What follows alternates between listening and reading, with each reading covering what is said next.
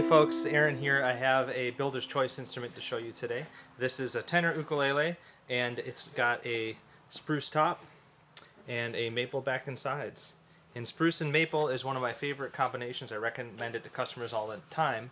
It not only has a loud voice, but it's got a precise tone. I like the precision and the clarity that comes from spruce and maple.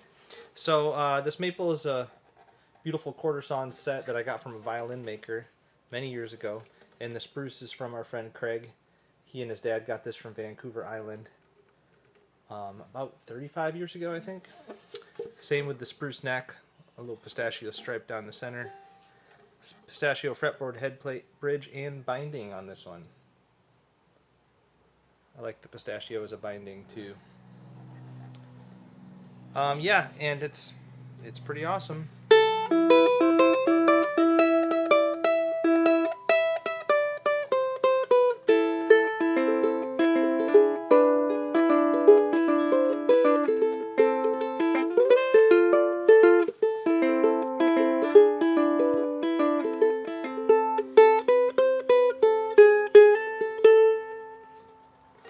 Pretty cool. So yeah, it's got geared tuners, fluorocarbon strings, bone nut and saddle.